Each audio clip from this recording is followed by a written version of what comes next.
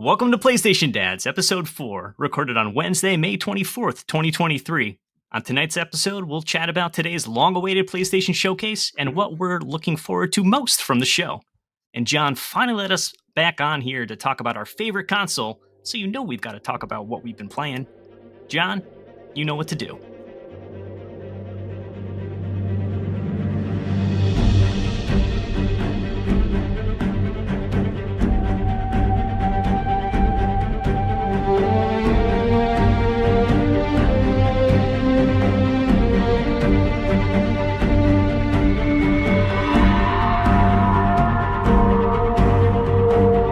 All right, ladies and gentlemen, welcome to the PlayStation Dads podcast. I'm your host, John Blanco. Welcome to our dumpster fire of a show. On today's show, we're talking about the PlayStation Showcase. What did we think? How did we grade it? The best games that we played the first half of this year, and what we're looking forward to in the rest of 2023. I am here. This is the PlayStation Dads. Let me introduce our guests. First of all, joining me is the platinumest splatter I ever saw. A platinum, even though he'll never be able to do it for Tears of the Kingdom, Mr. Hambone Johnny. What's going on? And making us that was great. Making his Dads After Dark show debut. This is a guy I have been curious about. He has been in the PlayStation room with us forever. Mr. Esco Richard. His name is actually Richard Escobar. How you doing, Richard? Play on words. Last name, comma, first name. Doing well, doing great. Pleasure to be on. Pleasure to talk to fellow PlayStation fans. It's a great time to be alive. See, that's how you do it, Hambone. We are huge Sony PlayStation 5 fans, and we're here to talk about today's showcase. We have been waiting all week for it. Was it worth it? Let's get right into it. We got a lot to cover. The showcase was 2 o'clock my time on Wednesday, May 24th, and they kicked it off. You're waiting for them to kick it off with something big. That's the way these things go. Fair Game $. I don't know how to say it. Fair Games Cash. Fair Game $. Is the first game from Haven. This was a studio that Sony purchased with not even a year ago. They didn't have any games to their record. Sony obviously saw something. Obviously, you're buying the people sometimes, not the product. And we have a heist game about killing billionaires. My kind of game. I think I have to play this one. Okay, first of all, what is a heist game? Somebody tell me. And secondly, is anybody into this? You know, this kind of reminded me of Watch Dogs. That was sort of like the first vibe I got. And I was like, oh, okay, this is interesting. And then it went into more like heavy shooter heist style. I don't know. It seems interesting. I need to see more. Yeah, I don't know. Wait and see for me. It reminded me of Payday, because I think that's literally a heist game. So that's what it reminded me of. I love the colors. The way you introduced how to say the name of the game was kind of how we kind of perceived this showcase overall. We expected something, but we didn't get a lot of head scratching. But back to Fair Games, it seems. Sure, why not? I'll try it out. The first thing that went through my head when I saw it was, oh shit, man, they're going right for Redfall, right? Like immediately they're going for the Redfall market. So we'll see, but it's kind of reminded me. I've never played Payday. Would you say Payday is similar to Redfall or totally different? Am I totally off base there? Very team-based shooter. So in a way, yeah. I mean, it's cooperative team-based shooting. That's pretty much in a nutshell. The other thing I kind of had down for this game was, here's the first live service game that we're going to see in this showcase. Oh, interesting. Yep. Okay. Yeah, that didn't come to me, but that's a good point, right? I think we saw a few of those. Ugh. That reminded me. I went to the QR code that was posted right at the end. If you catch it real quick and you pause your stream, and it brought me to a web page that didn't have a certificate. So I don't think that was the best first impression for the game. But yeah, it's rough. But all right. I posted the link in our notes here, and it just basically wants you to register. All right. big first one. Okay, I guess we didn't really see anything. Next couple of games, we got Helldivers 2, which is based on an 8-year-old game that I don't think anybody's ever heard of, except I'm sure both of you have. Lost. And Immortals of Aviums is my best guess, which has such good motion capture. I recognize the actress, Gina Torres. She's on 911 Lone Star. But it's amazing that games have gotten so accurate you can recognize human beings in it. Any of you guys interested in either of these?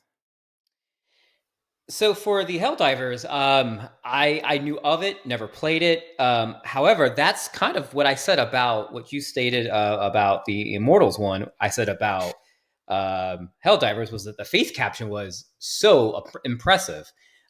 Seeing all the emotions, and it just, the one thing that, and once again, I was like, oh, here's another live service game. But the thing that really captured me, I was like, ooh, I like this Starship Troopers-esque feel to this kind of game.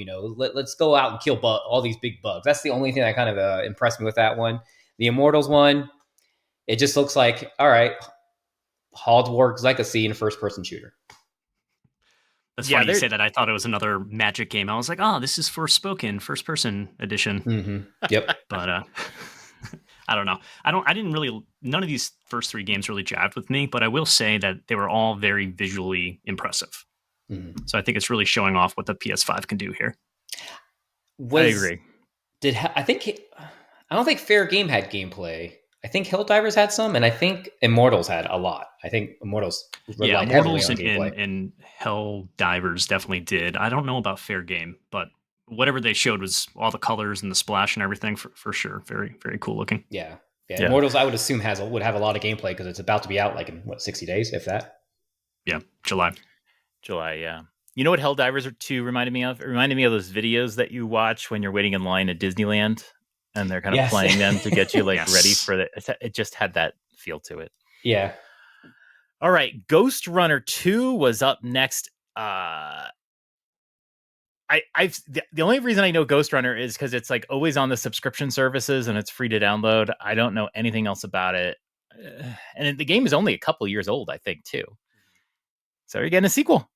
Yeah, Yay! It looked kind of generic. I don't know. I haven't played the first one. I don't want to judge it too much, but again, another one that didn't really hit the mark for me. I played the first one. I played it on the Switch. I would recommend no one playing on the Switch. I mean, it actually plays well. The controls, the gameplay is actually well. It's just, it looks like wax candles. The graphics looks like just everything is melting. But it's a very fun game. If you do see it on the cheap, I would highly recommend playing it, especially if you have a high-end PC, if you have Xbox or PlayStation. It's actually a really fun, fast-paced game where you have to keep trying to do obstacles, and if you fail, you have to go back. It's like Celeste in a way, but in a first-person aspect. Oh, I see. Okay. What's that mirror game? Wasn't there Mirror's Edge? Mirror's Edge. Yeah, it's very much like that, but it's very fast-paced, very cyberpunk-esque feel to it. There's a little story to it, but it was a fun game. I just like you failed and you get to try immediately. There's no loading time. There's really no loading. Just do it again. Yeah, cool. Next one up. This is a Hambone special. Phantom Blade Zero. Hambone, tell us about this one. This is for all you. right. So there's a veil of mystery around this game. I think there was a lot of the narration was 66 days to live. You saw this real. Right? 60, yeah. I put years in the document, but you're right. This is going to be a 4,000-hour game, guys. 60. It's belonging, but it's even longer. Well, good thing I was looking at my notes for this one. So third-person samurai combat. John, I see you right down here. Maybe like a Souls-like type game. I had the complete opposite impression that this was too fast-paced to be Souls-like. That it seemed more hack and slash. I have a lot of questions about the actual gameplay here, but I'm very intrigued. Right, this kind of pseudo samurai type setting, kind of the dark overtones, a lot of classic samurai meshed with magical weapons. Seemed pretty cool to me. So yeah, this one's definitely on my list to check out once it comes around. No date though. I don't think we got even a release here. A lot of games had no date. Yeah. Yeah, this one was by S Game, I think, that I wrote down, and then the two games that immediately came to my mind that reminded me was, it looks like it's a combination of Ghost of Tsushima and Jedi Survivor, because it had that parkour elements to it and everything, just like Jedi Survivor. I was like, ooh, this looks really good. Yeah, I'm highly. If there's a cool narrative, a cool story, I'll be all over this game. Yeah, slick looking game. I'll definitely keep my eyes out for it. I kind of like thought about Sekiro as well. It's the same thing. It's Ghost of Tsushima, Sekiro. It's like, I feel like I've seen these. But I took a look. It's a new studio, and the person who made it made a indie game in 2010 called Rainblood Town of Death, and he calls this a spiritual rebirth of that game. So if you go to YouTube and take a look at Rainblood Town of Death, you can get a kind of early look at this game. You're not. It's good. It's this ridiculous 2D game. So that'll be interesting. But yeah, I don't know when this game will come out. It's probably at least 2024. So keep an eye on. All right. Next couple games: Sword of the Sea and the Talos Principle 2. The Sword of the Sea, when it came on, I was watching with my son Cedric, and I said, "Is this Journey 2?" And then it goes on the screen and it says, from the visionary artist behind Journey. And I was like, bam, nailed it. Yes, he wasn't impressed by me at all, which was sad, but sort of nailed it. Looks like a beautiful game. It definitely reminded me of Journey. I didn't play the other games, Abzu and the other one. I have the Pathless, I think. Mm-hmm. But it sounds like it's not from like the developers of it. It's from the artists from it. So sometimes they try to get you with that. So, and then Talos Principle is a puzzle game that I've seen before. This is the second one. It definitely looked a lot more graphical, but I think we also saw nothing but cutscenes either. Yeah, Talos Principle did nothing for me. Sort of see. I'll check it out. That might be like a PS Plus. If it comes on PS Plus, I'll check it out. Their portfolio, if it's the artist, their portfolio was very impressive, because those are very pretty looking games that they're behind, and this one looked kind of like it, just like you stated. It looked like looked like Journey, and it was by the people that had something to do with Journey. Yeah, it was gorgeous. I was kind of, I think the art style you guys definitely hit on is awesome for Sword of the Sea, and I was kind of like iffy on it until they went in a freaking half pipe on a sword on a sword in the desert. I was like, all right, I'm in. Let's do this. This looks cool. So this is a definite yes for me. Definite yes. Okay. Next ones up are Neva. I assume it's pronounced Neva. This is from the creators of Grease. This one's coming out in 2024. And then Cat Quest, Pirates of the Caribbean.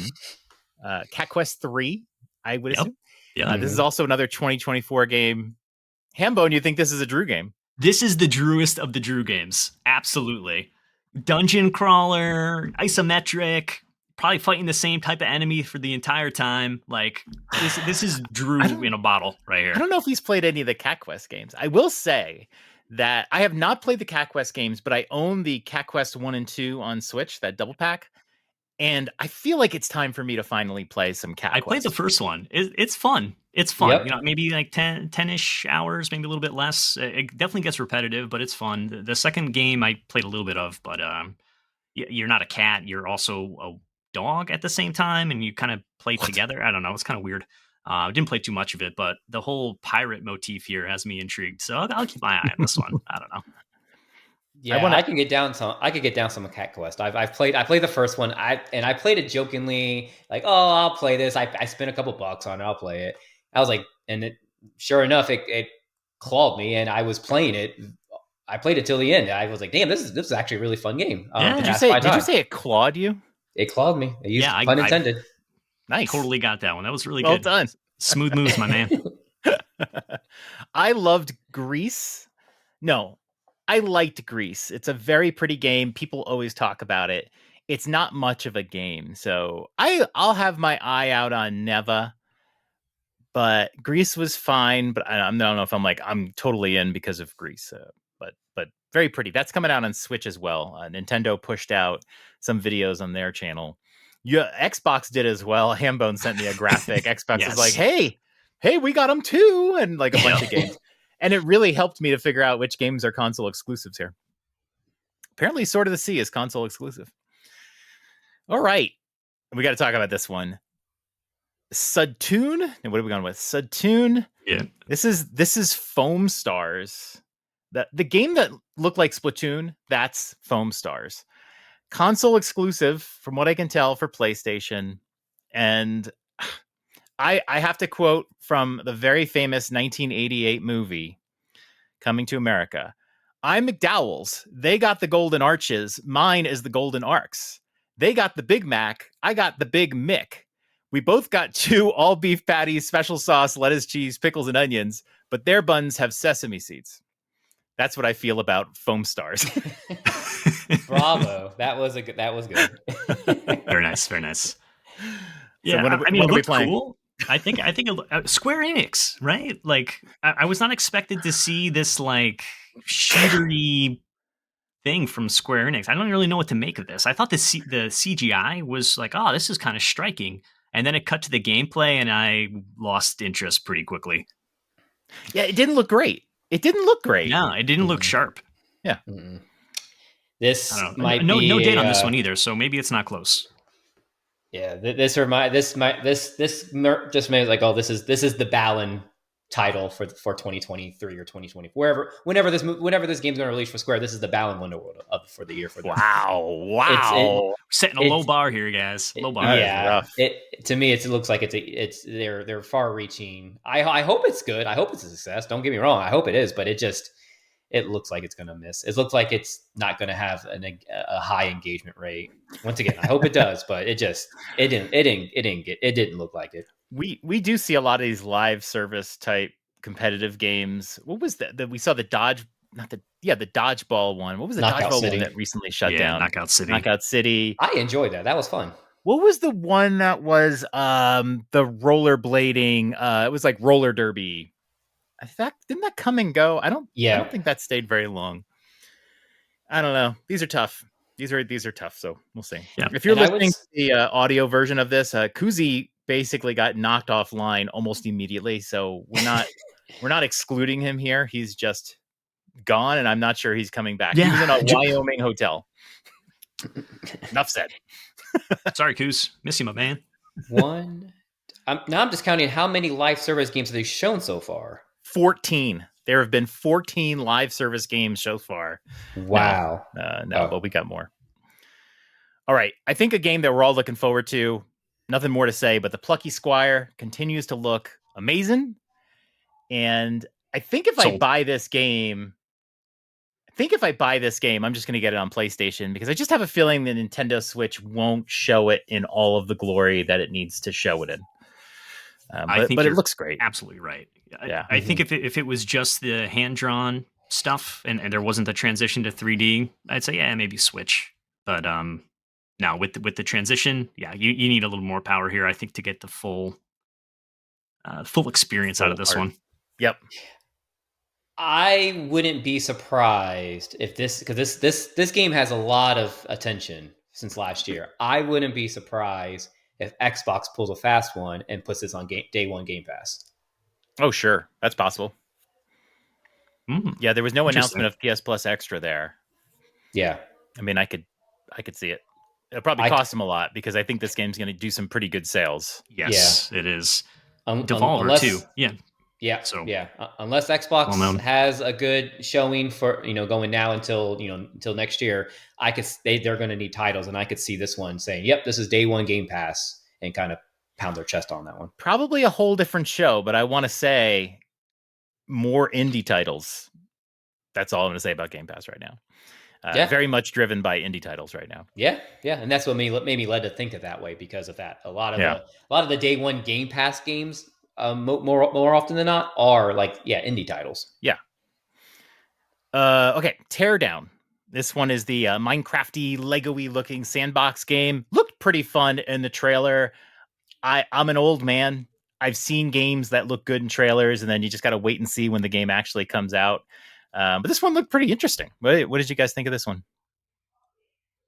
Yeah, I thought, and tell me if I'm wrong, guys, but so, right, blocky, Minecrafty, whatever world, but the explosions were like actual explosions, right? They weren't pixelated. Yeah. I thought that was really cool and a really interesting touch to at least the aesthetic of the game. But yeah, I'm with you, John. I'm like, this is a wait and see. Maybe play it. I don't know what you're doing in the game is the problem. I just felt saw very like empty. It was a very empty it felt world. Empty. Build a car, strap a rocket to it, drive it through a building, explode, repeat. Is kind of what I got. It reminded me, like, are they going to go for the Tears of the Kingdom like crowd and go, hey, you guys are all done with your Ultra Hand? Yeah. All right, we got more Ultra Hand. You can put rockets on things here too. Hey. Yeah, I mean, it looked fun. I don't know. If this comes out and it's like a $60 game, I'm probably a pass, but... no chance. No chance it's a $60 game. Yeah, we'll see. But 2023, that's cool. Yeah. The first game that came to mind when I saw this and when they were showing it, because I had no idea what was going on, was this looks like kind of like the game that was on the Nintendo 64 Blast Corps. I was like, oh, is this where you kind of have to like lead something for something to explode? Like, oh, sign me up for this game. But yeah, the Minecraft blocky textures, which usually looks fuzzy or not that good, it looked so crystal clear on that I was like, these are amazing graphics for a Minecraft-like-esque game. Yeah, it's almost, I almost didn't even want to write it. Like, I hate comparing everything to Minecraft because it has blocks, but it was like the first moment you saw it was like, oh, is this a Minecraft thing? Yeah, it just is. But yeah, it's also very different. Okay, I'm hoping we got a Metal Gear Solid fan on here because first they debuted Metal Gear Solid Triangle. It's apparently called Metal Gear Solid Delta Snake Eater, and right after that, which is a new game. And as Xbox reminded us, they're getting it too. And then I think a PlayStation exclusive, the Metal Gear Solid Master Collection Volume 1, which is 1, 2, and 3. And from what I have seen, Hambone, correct me if you've seen different, these are not necessarily remasters. These are just the original games. That's what I saw too. Yeah, I haven't seen anything that said it's a remaster or any sort of up-res or anything like that. I'd be surprised if there isn't a little bit of, modern polish on it, but... Like a GoldenEye treatment. Yeah, maybe some like UI stuff or whatever. But I'm not the guy to look at for Metal Gear, John. I'm sorry. I've never played a Metal Gear, never really struck with me. I thought the trailer for Delta looked pretty cool. I need to see more. Yeah, it was a cutscene with ants. Yeah, it's sort of follow the food chain. Very much a Metroid Prime 4. Clearly, that's not something that's in the game. It is some studio put together took a week and made a little trailer, and we know nothing about it. Yeah. Yeah. So the funny thing is on this one is that the Metal Gear Twitter official handle tweeted something out about this. And they did state that we will deliver the Metal Gear Solid Master Collection series, the most complete compilation that celebrates the 35th anniversary of the series. This will allow fans to play the games as they were as first released on the latest platform. So it seems like they're not remastering them, up-resing them. They're just dumping them out for everyone to play. That means I have no interest. And then it seems like what's funny is that they haven't mentioned who's developing it. It's not Konami. Yeah, it's not Konami, and they won't, like, even the letter that they put on the Twitter, they signed it development team. they didn't even brand who they were. Yeah, they had the Blue Point rumors, and I forget the name of the other studio that was kind of rumored to be working on it, but yeah, no additional information, so kind of mysterious. I think just take Capcom's template and just remaster all these games. They've kind of laid the blueprint for Konami to go and remaster all their games now. You can give me a blueprint to make a building, and it doesn't mean I'm going to make it the same way. I do have some connections with the industry. It's why I do have this podcast. And a friend of mine who works in the industry said this is from the Ages of Mages guy who has made Metal Gear Solid Delta. So, I mean, like, really landed a big contract there. Cool. Clearly the Ages of Mages of work really paid off. So I think I'm going to have to eat some crow on that. Okay. Towers of Agazba, console exclusive 2024. So memorable. I can't remember it. I think it was the game where the guys had the paraglider like Breath of the Wild. Yeah, that was it. I think you're doing this game a disservice, John. I think you are. Yeah. Well, in my notes, I wrote paraglider to be fair, but I think But I think there's more to it, man. So I'm always a fan of like these mashup type games. I think that's intriguing, right? You got it showed some like town building, rebuilding. There's this mysterious story where the creatures like don't want the humanoids to come back or something. There's exploration, there's combat, there's paragliders. I think there might be something here. Mm-hmm. I don't know. This reminded me like, oh, this is the Kenna Bridge of Spirits game in the showcase. That struck me the same. I was like, sign me up. I'll try it. I like these kind of games. I'll definitely play with this. You guys are way more optimistic than I am. Very good. I'm glad we can balance each other out. Final Fantasy 16, Alan Wake 2. No, let's see. Okay, we know everything about Final Fantasy. Hambone, I know you are in day one on this one. Richard, day one. What about you? Are you playing 16? I'm not a Final Fantasy person. I played Final Fantasy 7 Remake when it came out, and I think that was my game of the year that year. I was like, this was an amazing game. I had a lot of fun with it. Other than that, I haven't played really any other Final Fantasy game. This one, I think I'm gonna wait till it's on a sale. I got other things to play, but it looks good. If you can answer this question, will it be the same engine as Final Fantasy 7 Remake, where like with the combat? It's from what I know, it's a different team within Square Enix. I think they have like 2 or 3 different teams that develop the various Final Fantasy titles. This is not the same team as the Final Fantasy 7 team. But the combat, I think, is more action focused than it is. So Final Fantasy VII Remake definitely had a more emphasis on action than the original did, right? But there still was some of that menu system. You had to, you slow down time, do that kind of stuff. Yeah. This is the combat director from Devil May Cry. So, okay. I'd say if you are a little bit out on Final Fantasy because you don't like the traditional, Final Fantasy gameplay, this might be the one to dip your toe in and check out. Okay, so if it's Devil May Cry, I'm assuming Bayonetta-esque kind of gameplay? That's what I'm hearing. Yeah, very fast, action focused. Obviously you still have some layers to it. But yeah, I was hoping to get some news on the demo drop. Oh, yeah, that's right. I think I was a little disappointed to not get some more information on that. I mean, we've got sitting here on the 24th, less right? We've got a month away. So that demo's got to be pretty soon. And I'm surprised, even if it wasn't a shadow drop, hey, out June 1 or something like that. I thought that was a little bit of a miss. No, it should totally be a shadow drop. Yeah, you're right. Just like demo available right now. Yeah, you're right. Because this is the big audience you have. You release that demo any other time and you got to hope it just trickles across the internet. Yep. So yeah, totally forgot about that. All right. Well, Hambone, you kind of sold me on it, so maybe I will. If the demo comes out, if it's about like action, more gameplay, I'll definitely look more into it. So, I mean, it looks beautiful. Cool. You go, Clive. Alan Wake 2 is coming October 17th. We've heard digital only. It's going to be a $60 game, but they made an announcement that it was digital only, which is really interesting. Because you just feel like it just makes sense on a PlayStation 5. I don't even know why we have physical anymore, other than, to be able to like sell a game, that sort of thing. But Alan Wake 2 came out, and the first thing I asked was, is this a remake? And it's like, no, I guess there was only one Alan Wake years ago, and now we got 2. So it looks really cool. I never played the original, though, so I don't know if I'll be able to get into it. I looked up, there was a remaster recently of Alan Wake, and they said it looks nicer, but it plays like an older game. So I'm out. This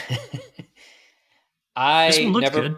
Yeah, it looked amazing. I'd never played Alan Wake. I've always was interested because I like this. I like the theme of it, the story of it. It's a writer telling a horror story, and it kind of unravels from there. I like that. So this really entices me to kind of go back and play Alan Wake. To get ready for this one, because it looked like Resident Evil-esque. It's made by Remedy. I absolutely loved Control. I thought Control was such an amazing game when it came out. Remedy is in good in my book, so I'll definitely try whatever they put out. Last thing I'll say is I love the October launch date for horror games. Good timing. I don't know, something about the timing of it in the year is just like perfect. Yeah, you hate to see them all crowd at that time, but it's also perfect. Mm-hmm. All right, Assassin's Creed Mirage, October 12th. This is a game we know about. It's coming out October. Another Hambone special. He loves to platinum games. I want to do a whole show on. We talked about earlier. I forget which game we were talking about. Games that get a little repetitive, and like Cat Quest. And what games aren't repetitive? I think every game we play these days is repetitive. Assassin's Creed is their king, according to John Blanco. Richard, are you in on the Mirage? I will definitely try. I love Assassin's Creed games. I just never finish them because they're just so bloated. It's just I like for Valhalla. I think I played 60 hours, and I looked up the walkthrough. I was like, how much of this game I have left? I looked up the walkthrough. I was like, I'm only like 40%. 40% into the game. Holy no, I'm done with this game. You have to loot 75 more towns before you can finish this game. Yeah, so I love going in, playing it, but it loses my interest pretty quickly because it's repetitive. And really, if Valhalla was Valhalla 1 and Valhalla 2, I had to buy 2 different games. I'm about it. At least there's 2 different games to look forward to. I don't know. It's too much too much for me. So, but I would definitely try Mirage. So. I loved on Valhalla. What was it, like 8 to 10 hours in? You finally got to the opening scene where it dropped the title card. That could have been a game, to your point, Richard. There's part 1, but I cannot wait for this game. I am so excited. I thought some of the best parts of Valhalla were the Basim pieces of the story that you got, and how there's something else going on with him. This is showing his sort of origins coming up as an assassin. Hopefully we'll kind of get some tie-ins to figuring out what's going on in sort of more future, present day through Valhalla. But I cannot wait for a return to the classic formula, supposedly, with this game. One of the biggest things that annoyed me with Valhalla was how Eivor wanted to wear the hidden blade as sort of a showpiece, right? Tuck that baby in, man. Let's do some assassinations here. So yeah, I'm ready for it. Let's do it. Sometimes I think Hambone and I have the same taste in games, and then Assassin's Creed shows up. All right, a couple games here, and then I'm going to let my cat out the door. Revenant Hill, a console exclusive for the PlayStations. This is made by the Night in the Woods developers, published by Finji, who also recently did Tunic. And then Grand Blue Fantasy Relink.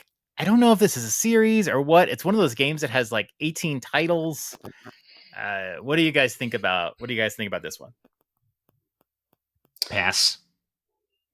Yeah, JRPG, maybe it's action, catchphrases. That's kind of what I got from Grand Blue Fantasy Relink. It was every time they would do an attack, it would be like special attack, hey, good hit, whatever. Like, I don't know. It just seemed very generic to me. I know there's obviously an audience for this, and this is a series for a reason, but this is probably not one for me. I only have amount of JRPGs I can play within 5 years. Like Xenoblade Chronicles 3 took that for me, and so I'm good for the next 5 years. So I'm going to have to pass on this one. Yeah, I'm in on Revenant Hill. I want to play Night in the Woods. I actually played it for about an hour on Game Pass, and I liked it, but I just wasn't in the right headspace at the time. My wife really likes Night in the Woods. I think I might have gotten it physically, but I'm curious to see about this one. The funny thing is the cat looks very familiar. When I first saw it, I was like, that looks like the cat from Night in the Woods. Yep. But as my wife said, this looks like more like just a cat that happens to look like that cat, but this game is just a totally different game. But I'm very interested in this one. It's interesting in this showcase. There's so many shooters and games that I'm just not into. It's just not my genre. Yeah. And when you see games like Revenant Hill, they really pop. Yeah, because you're just not seeing them. So the game, the Journey like game from before, the Plucky Squire, Cat Quest, like they really pop because then you go back to more like looter shooter thing.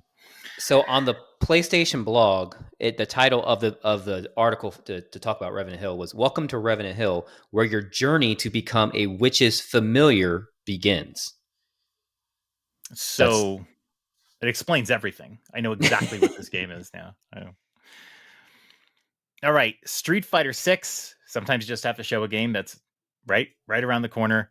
Mm-hmm. I'm still in on this as of right now. I thought it was interesting that they started showing it by showing the campaign mode and your create a character. And it's like, this is Street Fighter 6. This trailer should start off with Ryu fighting Ken and Blanca and all that stuff. It was a very weird, but yeah, as of right now, I am in on Street Fighter 6. I was waffling a little bit watching some footage pre-show. Like, I'm not a fighting game fan, but I grew up on Street Fighter 2, and I don't know, it just looks so pretty. And then once I saw the Mortal Kombat 1 trailer, I kind of said, like, it's I don't look, I'm fine with gore and whatever. The Mortal Kombat 1 trailer was way over the top, but not a big deal to me. But Street Fighter 6 has just beautiful art style, and it's so colorful, and when they do the combos, you see a lot of the echo around them. Just, I'm really excited for this, and I'm even going to do this stupid create a character campaign just for fun. So for some reason, I'm excited about this one. I 100% agree with Who's playing you. with me?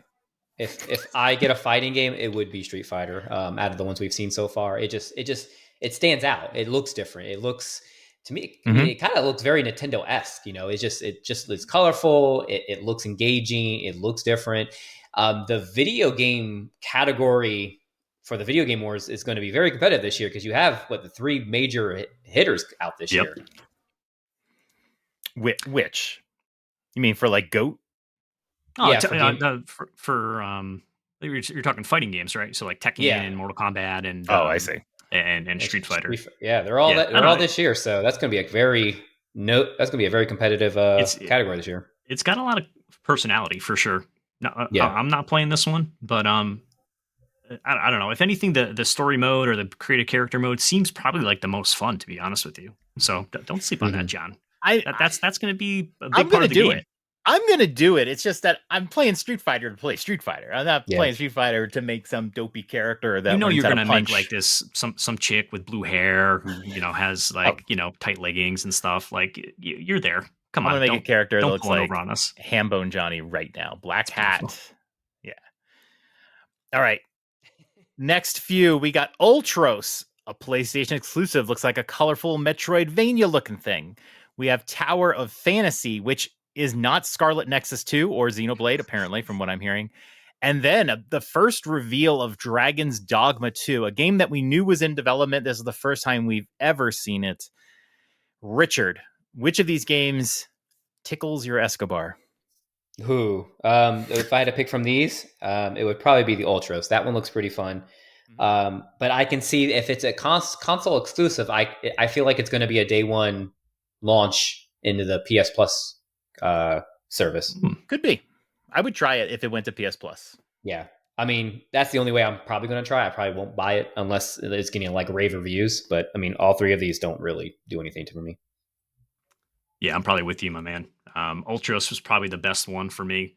Acid Trip, Metroid, melee combat seems interesting.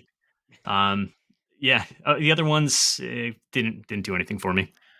So one time, I just decided to play some random thing on my shelf of Switch games back here, and I saw Dragon's Dogma one day, and I was like, let me just play this. I don't know anything about it. I've had it on my shelf. Back in the day, I used to buy just everything I saw if it was on sale, and I just started playing it, and you know what? It wasn't that bad. I was like, this is actually not that bad. I did some research to see if people liked this game. I just didn't expect it. And I was like, this is kind of neat. It didn't perform great on the Switch, though. So I was always curious about trying this on a real console. Sorry, Switch. A real console. Dragon's Dogma 2 looks really good. I'm not saying I'm going to buy Dragon's Dogma 2. I do have my eye on it. I'm probably not, because I'd probably want to play Dragon's Dogma 1. But interesting, I'll say that. And it does seem to have a cult following as well. Yeah. All right. Now we come to the VR games. We have, I think, Five Nights at Freddy's Help Wanted 2. It looked like a VR game. They didn't label it as such. I'm just going to lump it in here. Resident Evil 4 VR mode, I think we're going to be talking about. Arizona Sunshine 2, the sequel to a game nobody's ever heard of. Crossfire, Sierra Squad, Synapse, and then, and I didn't even know this, Beat Saber finally makes its first appearance on PSVR 2. You can get it for free if you have it on PSVR, so that's cool. And they introduced a Queen music pack, which you have to pay for. So let's talk about it. I think only one of us here has a PSVR 2. That's Richard. Mm-hmm. And two of us want a PSVR 2, Hambone and I. Yes. What do we think about these games? Hambone, any of these games make you want to get that PSVR 2 today? Well, I've always been interested in Beat Saber, but I feel bad lumping that one in because it's not new. But I think the one that looked the most interesting is probably Synapse because kind of the story and you're going into that guy's mind, you're interrogating him, but he's trying to stop you from getting whatever information out of there. Seemed pretty cool. The other ones seemed very generic. I don't know. Haven't done any VR yet, but nothing seemed amazing there. Yeah, so Five Nights at Freddy's that one I did look into. It is going to be right now. It is only PSVR 2 only. The first one was both PSVR and console. Okay, non-PS. So it was both. This one is only PSVR. They butted it up against VR, but didn't label it. I get it. Yeah, so Resident Evil 4 VR, I have the original because Resident Evil 4 OG came out for the Quest 2 last year. Yes. Yep. And that was it played well. It was really fun. It looked okay. This one obviously is going to take a step above because of Village, because of Resident Evil 7. So Capcom knows how to make cutting edge VR games now, it looks like, and I think they're going to even jack this one all the way to 10 now for this one. Yeah, and it is a free DLC. If you bought Resident Evil 4 Remake, you get this for free, which is really cool because I do plan on buying Resident Evil 4 Remake. So when I get my PSVR, I'll have this waiting for me. Yeah, that's amazing that they're doing that. Like amazing. All of their Resident Evil VR games that have VR, it's just a free addition. That's amazing. Arizona Sunshine, the first one is fairly popular within the VR community. So this one is a big surprise shock drop of a sequel to this game. But I think there was a label that what we saw was not VR quality. I think that was just cinematic. So what you see in the VR, you're not going to see that. So it's going to be maybe lower res. It didn't feel very VR-y now that you mention it. And you remind me that I really know nothing about VR games. So I've never heard of this game, but I probably haven't heard of 98% of VR games either. The Crossfire looked like Hamo, you said it just looks generic. And then is this the same series as like Crossfire X and all of those? Is that like the series name? Yeah, I don't know. I'm gonna look that up. Couldn't tell you. I don't know. The Snaps looks amazing. That looks fun. It looks different. It's a shooter game, which seems like most VR games are shooter games nowadays, which is kind of annoying. But at least there's a twist to this one. There's a gimmick to it. So, hey, and like the little magic element or some sort of like Jedi force powers or whatever, right? So you can move some stuff around. So that was cool. Yeah, and Beat Saber, hey, if it's free, a free upgrade, I have it for the PSVR 1. I'll be happy to try it and see what it looks like. So I have a few music packs that I bought for the PSVR 1. I'd love to try this one. But then again, I think my primary Beat Saber action will probably be on the Quest 2. I mean, there's no wire on me on the Quest 2, so usually I stick to Beat Saber on the Quest 2. That makes sense. And it is part of a series, Crossfire X, which was a kind of a flop for. I think it came out on Game Pass, if I remember last year, or just Xbox. But I remember that was a game that wow, big flop last year. Watch reviews of it; it just was a huge flop. I don't know if it was super buggy; it was just super boring. But there's Crossfire Legions, Crossfire Sierra Squad, Crossfire HD, Crossfire Warzone. Not related to the Crossfire board game that we all remember the song from. But Crossfire, yeah, Crossfire. But overall, the VR, it was that. I mean, that was very disappointing. That's all. And they didn't even show their Bravo team, the PlayStation's exclusive military VR shooter. They didn't even show that, and that was something. And we already know it's out or it's coming. They get in, and there's no updates to that. The VR aspect was so disappointing on this. I think we have a lot of disappointment to talk about after this is done. All right, next one. Bungie. We see the big Bungie. This is the second time now we've seen a company that Sony's acquired within the last year. And Bungie, of course, being the one we know about. And we've got a marathon reboot or whatever. My memories of Marathon are when I was in college back in the mid 90s and Doom was out. And this was a time when nobody had a Mac. I know this is kind of foreign, especially because I have a whole bunch of Macs. Nobody had Mac where they were in computing centers and schools and then there were the enthusiasts, but it wasn't a very popular system. And they didn't have Doom, but they had Marathon. Anybody who had a Mac would tell you and not stop talking about how Marathon is better than Doom. And I remember playing Marathon one time and going, that is not better than Doom. But that was always the trivia question whenever people talked about Bungie and Halo is, hey, did you know Bungie made Marathon? So pretty amazing. And I remember Myth. That was my Bungie game that I would tell people is what they made before, because Myth was a really fun game. But Marathon, very colorful looking trailer. I have no interest in this whatsoever, but cool. Yeah. I mean, it's weird that this is the first thing being announced by Bungie after being purchased. Marathon? Okay. But you have a feeling like this could be, I don't want to say it, but it could be like a Halo type game. I don't know. Yeah. This is interesting. This is strategic. Definitely. I think there's another live service game we're probably looking at right there. I wonder if that's one of PlayStation's like 10 live service games that they've said are coming out. So yeah, I don't know. I'm not really interested in it either. I thought the trailer was pretty cool. I like how it was like had that like that ink effect throughout it. I thought that was pretty neat, but yeah, it didn't do anything for me. These aren't for me. If you forced me to play one of these shooter games in this showcase, and I do not play shooters, I would choose this one just because it looked the coolest. It had the coolest art style. If that means anything to anybody. Richard, this is the wait and see. Okay. I definitely wait and see. I don't know what to expect from this at all. The biggest part of this game is it's got the Bungie name attached to it. Bungie's always been a reliable company. They did Destiny, right? They do Destiny. Yeah. Yep. Yeah. So definitely one to look at. Speaking of Destiny 2, the final shape. More info is coming out August 22nd. Anybody play Destiny here? I played the original Destiny for a little bit. Never played Destiny 2. From what I know, I think this is the final expansion for Destiny 2. So the final shape. It is also the final shape. So yeah, I think the Lightfall came out earlier this year. It didn't review all that well. Witch Queen I think was the last one and did a lot better. But yeah, I'm curious. Witch Queen? Which Queen? Which Destiny 2, the Witch Queen. Okay. Yes, sorry. Yeah, I don't know.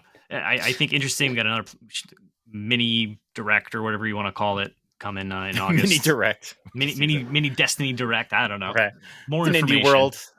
Yeah, who knows? But I don't know. I think it's cool for Destiny fans. There's a lot of them out there. They keep pumping these out, so people are playing them. Yep. Cool. So the Bungie 15 minutes ended. We got Concorde. I'm not sure if it's related to the airline. Everybody remember the old Concorde airline? Concorde, console exclusive, coming out 2024. So that means 2025. Hambone, what is this about the hamburger? Yeah, so this is from Firewalk. Another, I think Sony acquired them last month or so. So this is sort of another interesting showing. All right, there was rumblings of they're working on something. We're not sure what. Yeah, you're right. It started kind of generic. You're in space. You're venturing. I think they said like recon team or something like that. And then it's flashing to all this like sci-fi space stuff, and then it just cuts to a uneaten hamburger. And I just thought like this seems very like Guardians of the Galaxy-esque in terms of like potential atmosphere here. We still don't know a ton of this, but like why show a hamburger in like a fast food container? It just seemed like it's trying to introduce something. Why not? Not traditional. It's not just another shooter type of game. It's got some additional personality to it. This isn't your ordinary shooter. They had a hamburger in the trailer. So I don't know. They showed it for a reason. Concorde is jelly. That equates to food. Oh, you're right. Yes, the Concorde great. There's a hamburger. It's Bug Snacks too, really. It's codenamed, but it's Bug Snacks too. You heard it here first. That's why we had Richard on. He's got the insight. This is followed up with what will easily be the best movie of the year. The greatest acting I've seen in a trailer, Gran Turismo. Sony on the back of, I'm going to opine here, I don't care what you guys think, on the back of Uncharted, one of the most forgettable, bland movies we've seen in a decade. Gran Turismo, based on a true story, I can't wait to hear what that's about, is coming to theaters, only in theaters, August 2023. Maybe this is Cars for adults. I don't know. Yes. This is wait for it to come to a streaming service and watch it on a Saturday afternoon when I have nothing else going on. Now, this is a movie you bring your kids to watch with you. Your 5-year-old, your 6-year-old, you bring them. Sure? I don't know. You watch. Do we have a rating on this yet? Because I was actually thinking that. I was like, oh, maybe my son would like to see like a fast racy car movie, to your point, John, but like it's NC-17. It's based on a true story of Savannah, the porn star, who became a race car driver later in her career. Did you see the other trailer for this one, John? Or is this the first time you're seeing the... This is the first time I've seen a trailer, but if you say there's another trailer, I'm looking it up as soon as the show's over. Look it up. It's got the guy from Stranger Things, the sheriff. Eve? Oh, the sheriff. Okay. Harbor? Yeah, the sheriff. So he's sort of training this group of... Yeah, this group of prospective racers who are Gran Turismo like pros, and this one guy is the chosen racer, and all the regular kind of traditional racers hate him. And there's some sort of story here. It looks like the most 5 out of 10 movie I've probably could imagine. But yeah, who knows? That's being optimistic. Yeah. I don't know how you make a movie about Gran Turismo. I don't know how you look at all your properties, and I know they've got some things in the works for God of War and Horizon and all that. I don't know how you look at all your works and go, Gran Turismo. That's what we're going with. I don't get it. I'm sure Sean Abbott's going to watch it though. I will go. I'm interested in seeing it. And really mainly is because it is made by Sony. And I'm sure like the sounds and the audio. Oh, maybe this is a good IMAX movie. Yeah, I feel like it's going to be a visually good, and I feel like the sound is going to be really good. That's great. I'm so sorry, Richard. I did not realize you were into this, and I was kind of making fun of it. I feel terrible. I feel awful. He doesn't feel bad. More than likely, I'm not going to go watch it in theaters, but if I do have a chance, I probably will. So it's really low on the totem pole for me. So when people go to watch this movie, you're going to go, so what did you think of the sound? Yeah. Did it vroom vroom nice for you? Yeah, exactly. All right. So now we get to what we've been waiting for. Project Q, which is I don't know, I've seen some people call this the Wii U. If you remember, if you had a PlayStation 3, there was a way to do remote play and play your PlayStation 3 games on your PSP. Then when the Vita came out, there was a way to tie it into your PS4. Well, Sony doesn't support their portables anymore. So now you just get a dedicated device. This basically guarantees that Sony does not have a home portable. They are out. And so they are going to give you this Project Q. You can play a game. It's going to stream to your device via Wi-Fi from your PS5. This is not cloud gaming. This is just cloud gaming if your PS5 is a cloud. This is interesting. I'm really curious on the price point. It's a dumb device, but it has an 8-inch. Did they say it was an OLED screen or I don't 8-inch screen? Yeah, I think it's I think it's LCD. Okay, and it looks like someone took a PlayStation controller, broke it in half, took off the big giant DualSense button, and put them back together and put a screen in it. It's not the best looking thing, but what I do like is the left and right stuff will feel exactly the same as your own controller. So that's cool. I might be interested in this, but probably not. Yeah, I gotta wait and see on the price point, honestly. Like I have a Backbone. I got a Backbone this past year. And it's okay. I think my biggest issue with it is the ergonomics of it are pretty terrible. And there's only select games that I like playing on it because, I mean, phones now are huge, but they're not that huge. And anything with text is kind of tough to play on a small screen like that. depending on price point, I might be in on this. I don't know. What do you guys guess if you had to put a price tag on it? What's your ballpark number? 300. That's where I'm at. Yeah. It's going to be dual. It has all the haptics and everything like that. It's going to have an 8-inch screen. I don't know what the technology is going to be. So you could argue that a Switch has all these things, but actually has a processor and everything going on. Yep. But I just feel like it's still going to be $300. Yeah, same. How about you, Richard? What's your price on this one? It's funny. So we have a $400 PS5, $500 PS5, a $600, $550 PSVR 2. PSVR 2.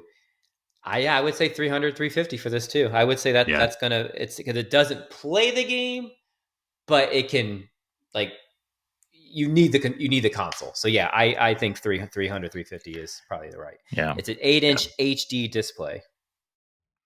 Okay. I am interested on the battery life on this bad boy too. Ooh. I think that's another big question mark. That is a make it or break it kind of decision point for me. Very much so.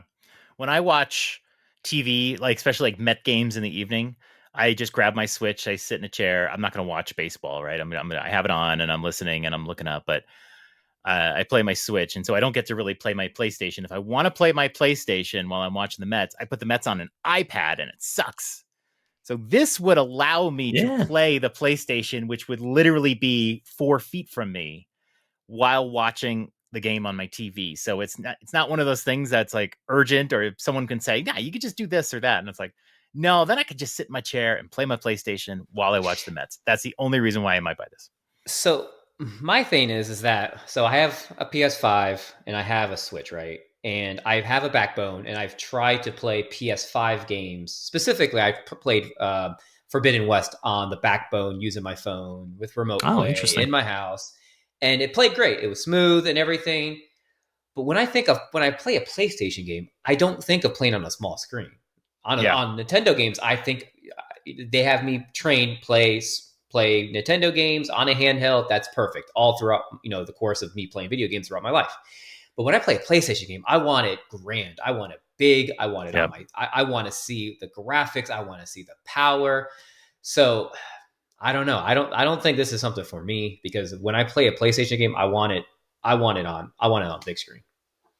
That is exactly where the Redfall versus Tears of the Kingdom argument came, where people were criticizing one game for being 30 frames a second and then loving Tears of the Kingdom, but it's an expectation game. I'm exactly the same as you. When I play my PlayStation games, I am focused on how good the graphics are in a game. If those graphics aren't up to snuff, I'm not interested in it. When I play a Switch game, I'm not looking for the top tier graphics. I'm looking for gameplay, just different expectations. Yep. All right, PlayStation earbuds, because every company has to have their own earbuds. They did the Apple thing and try to sell us on how great quality these are. I'm sure they're just outsourcing it from somewhere, maybe Apple, but they're PlayStation branded. I'm keeping my PlayStation headphones. Anybody may be interested in the earbuds? I think I have those because I don't have those obviously, but Sony is known to make, top quality headphones. So I have their earbuds they're premium. They're more than AirPods Pro, and they are amazing. They sound amazing. I just recently bought the Beats Pro style tips ones. They sound amazing, but they don't live up to the Sony ones I just bought. I think they're the XM3s. So I'm not going to buy these because I think I already have them, because I'm assuming it's going to be repurposed technology, repurposed parts for these. So yeah, you don't have white ones with a PlayStation logo on it though, so you're going to need these. I'll buy. I like the case. The case was cool. I like how it slid out. That was unique. I was like, ooh, fancy. Other than that, I'm not getting these. All right, and that was pretty much it. So the show's over. That's it. We didn't get anything exciting. Nope, we got Spider-Man 2. All right. Going into the show, what are the games that we thought we would see? Ghost of Tsushima 2? There was a whole list of games we were really hoping to see. And the only one that we did get was Spider-Man 2. Now, first of all, you guys have played Spider-Man? Everyone here has played Spider-Man. Hambone recently, I know, whatever. Spider-Man 2 looked freaking amazing, right? It looked next gen. That was the thing that I was most curious to see, which is this isn't just going to be like another, whatever. It definitely looked next gen. That's huge for Sony and the PlayStation. Looked like good frame rate, good, everything. I think they were showing it in like resolution mode. I'm sure there's going to be a great little performance mode there. Looked fantastic. I had no idea when this there, it starts off in the jungle. I'm not a comic book guy. I don't know Spider-Man lore. My son loves Spider-Man and he didn't even know. And I'm sitting there and I make the joke to him. I go, "Oh, it's Spider-Man Jungle Edition or whatever." And then I made a joke in our Discord about like these two guys arguing with each other. And I'm like, Spider-Man swings in and saves Sergey. I did not know that this guy is Kraven, who's apparently a well-known enemy of Spider-Man. And look, someone can fill me in on that. Hopefully one of you can. But can someone fill me in as to how Spider-Man is now suddenly Venom in this one when he wasn't in the first one? What do you think's going on here? Someone explain Spider-Man to me. Richard, what do you got, man? So I don't have much. I don't have much, but I do. I just know from what I've seen from the trailers of the game. So we knew the first one we saw. We did see what Venom come out of the shadows in the first trailer. So I knew Venom somewhere in this game. So I guess what we're seeing now is that he already has a symbiote in his body. He's already becoming Venom. Venom's taken over because you see his aggressiveness while fighting. So that's already being taken place. So it looks like what they just showed to us was definitely probably 20% into the game at least. Yeah. There's definitely some story setup they skipped. And John, you're right. I did play both Spider-Man and Miles Morales earlier this year, so they're kind of fresh in my mind. It's got to be Spider-Man. The closing scenes of Spider-Man, you see 5, 4, 3, 2, 1, spoiler alert. You see Harry in the tank. And then you get like a visual of the symbiote that grabs the tank edge or the wall of it. So it's kind of a teaser like, hey, there's something going on here. Some of the dialogue in the trailer we saw, right, they're talking about, oh, Harry's going to die. We need to get so-and-so, Lizard Man, whatever that guy's name was, because there's some sort of key to that situation. Dr. Connors. So Harry's out of the tank. Something's going on. Symbiote came from somewhere. Who knows? I'm not a huge Spider-Man comic book guy. But I think Spider-Man is a great premise for a game because look at us. None of us here are big comic book guys, but we're all in on this game. The gameplay is just so fun. It looks so frenetic and taken up a notch from these last couple of games that have come out. So I'm really excited. Yeah, Spider-Man was just a great game. I was never big in like Spider-Man video games, and there were tons of them. But Spider-Man was great, and in some ways, Miles Morales was even better. So that's where the hype factor comes in, and I'm excited to get this one because I know I'll play it, and my son will play it on my PS5. That's cool. But yeah, I was a little lost in kind of the story there, but I'm looking forward to like learning the story as we get in there. Fall 2023, no date yet. Pissed off that there's no date. Like, what is going on there? That's a big disappointment, I think. Yeah. But couple things I really liked in that trailer. The HUD movement went during combat. Did you see it was like shaking and kind of moving along with the screen? I thought that was really, really impressive and kind of added to sort of everything else that was happening on screen. And I really like the flying squirrel suit. Like, I'm ready to just kind of like fly through the city. Miles, that's gonna be cool. The part where he went through the bus and it kind of like zoomed in and this game is going to be visually impressive. It's going to be super fun. I'm really excited. I see a lot of Ratchet and Clank Rift Apart like aspects built into this game. I see a lot of spiritual gameplay and controls and everything into this. So and you can tell when you play a Ratchet and Clank and you play the Spider-Man games, all the gadgets and all the technology that Spider-Man uses, you can tell like they're by the same, it's by Insomniac. So I'm so excited to play it. Yeah, Spider-Man, I think was my favorite game on the PS4. And I think so far Miles Morales is my favorite game on PS5. They're just amazing games. Insomniac is just so good. Yeah, Sony did good to pick them up. Low key, one of the cooler moments in these sorts of showcases was when you're watching the screen and it says press square for Miles. And you're like, what? Yeah, and it's Miles. You're like, oh, sweet, Miles is in this too. Like, that's so cool. That would be really cool if you switch between them and someone can have a second controller, and when you switch to Miles, that person plays as Miles, I mean, you don't have to play that way, but it would be super easy for Sony for Insomniac to just set that up and say, if you're playing 2-player co-op, one of you picks Miles, one of you picks, and you just sit there and you both watch and you both play when it's your turn. I think that would be super cool. But that would be amazing. That would be amazing. All right. So that's the showcase. Where do we want to go from here? Hambone. Yes, what sir. did you think about this showcase? But just tell me that. If you want to give it a grade, you can give it a grade. But what did you think of this showcase? I was disappointed. I was hoping to see at least one or two other titles from PlayStation proper. Nothing from Sucker Punch, nothing, from Santa Monica. I know they just had God of War last year, but not even just, hey, something's coming in 2025 or what have you. But yeah, so I think great third-party support as always, but was disappointed there wasn't more PlayStation Studio games. Yes. Yeah, there was, what did we have? 3? Was it? We had 3. We had the first one, Fair Game $. Yeah. That was from Haven, who, we don't care. Haven's got to prove itself still. We had the Bungie game, Marathon, and then we had Spider-Man 2. And that was it. Oh, and the Gran Turismo movie, I guess. Concord as well with Firewalk. Okay, yeah. But I expected more Sony stuff. When you watch a Nintendo Direct, there are Nintendo games that are mixed in with third-party games. It was just it was like Bizarro world. Bizarro. Yeah. And I don't know, Richard, maybe you have a better idea in terms of VR space, right? Some of those VR games, are they going to be exclusive to PlayStation? Are they going to be on Quest? Who knows, right? But nothing seemed to be telling us that, right? So who knows? Yeah, it was just overall disappointing. This is a 7 out of 10 show for me. Resident Evil 4 VR mode is, I think, right now exclusive because it's not going to go anywhere else. It's fair enough. Yeah.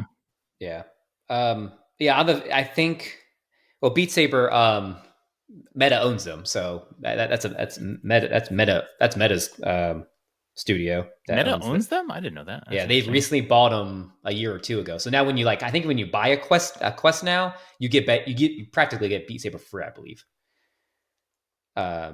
Snaps, I don't think I've seen on the Quest store. Crossfire, Sierra Squad, I think I have. Arizona Sunshine, I haven't seen yet on there yet. And then what's the Five Nights at Freddy's? I'm sure that's going to be on because the other one's on the Quest 2. But unless I'm wrong, the PSVR 2 is much more powerful than a Quest as well. So even if they're not exclusive, the PSVR 2 is pumping pixels. So it's still going to be a better experience. Now there's other VR headsets that are much more expensive and ones that my kids will never get to own unless they buy it themselves. But trying that trampoline.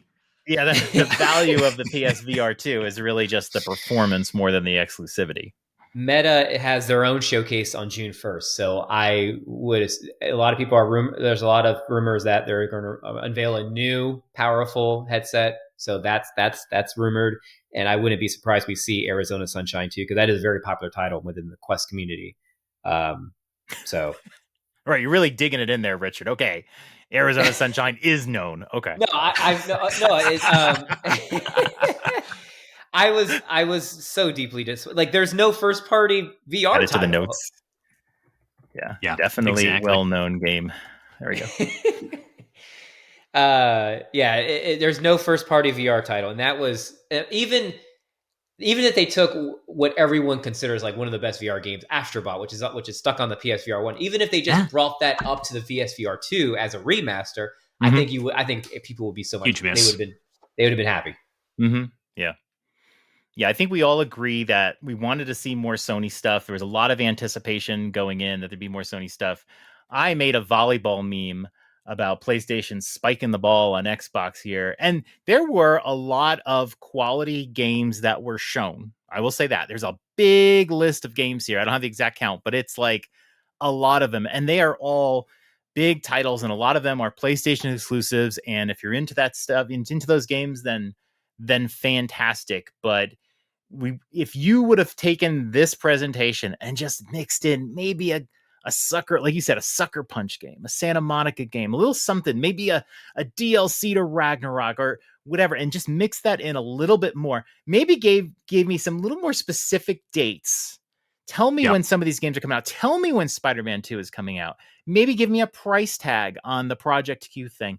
I think that would have gone to help, but there was so much that was like 2023, 2024, and just a bunch of games that I'm like, okay, that looks fine. That looks okay, but nothing that has me hype. When this showcase was going to start, I had told people, I wish there was a game that had me hyped up for PlayStation. Because when I bought my PS5, I was hyped up for Forbidden West.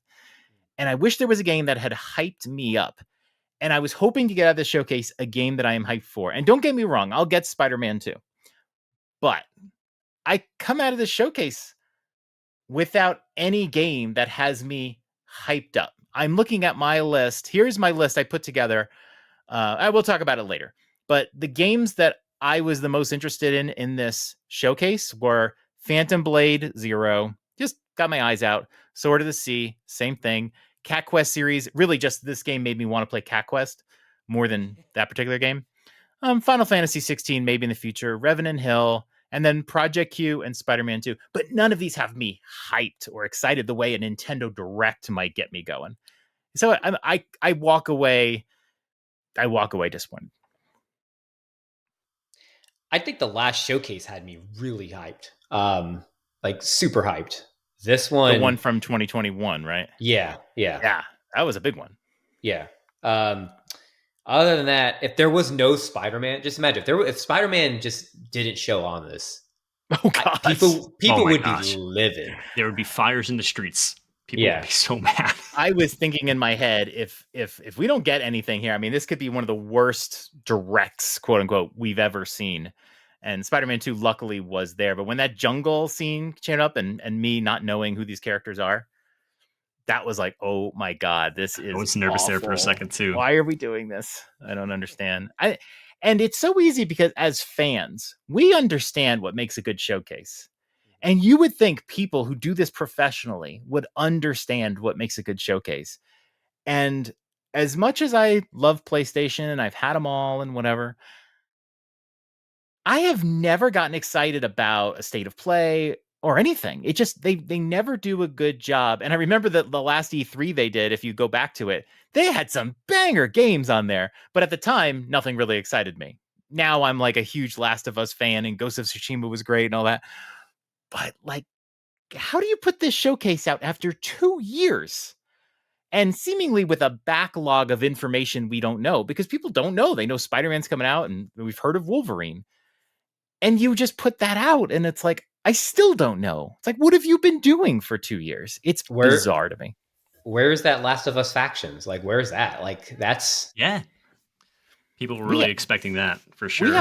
We have a list of things Hambone and I put together in November of last year of games we're looking kind of forward ahead to. Silent Hill 2, where was that?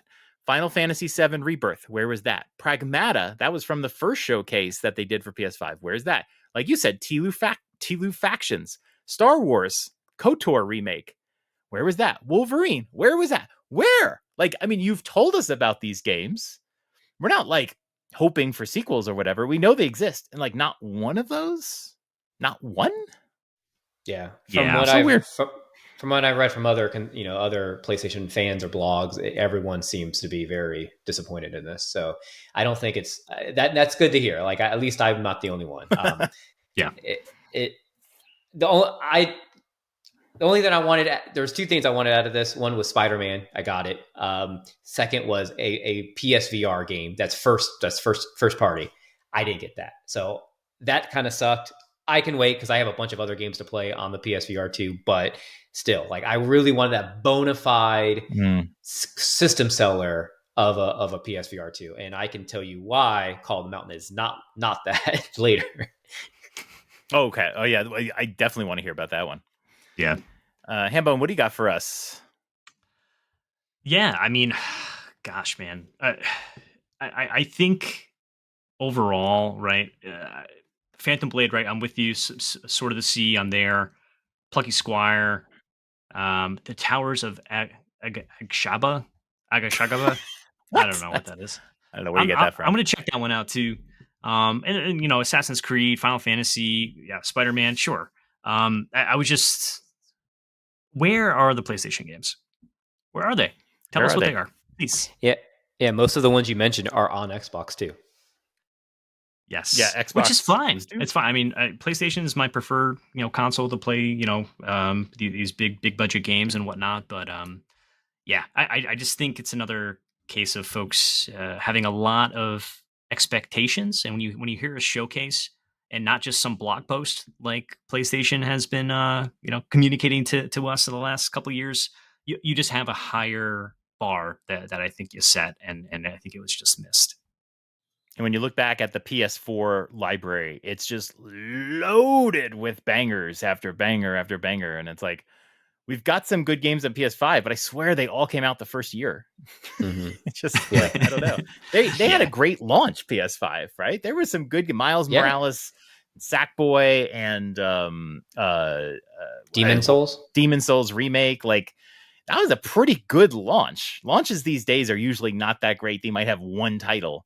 They had a pretty good launch, and now it's like, hell, even Astro's Playroom. That was pretty fun to kind of get you used to the controls. It's one of the best games, and we eventually got Returnal, and then but like, where's the games? Where's the Horizon Zero Dawn remake that we're hearing about? Not that we're super excited to like buy it again, but it's just weird. It's just weird, strange.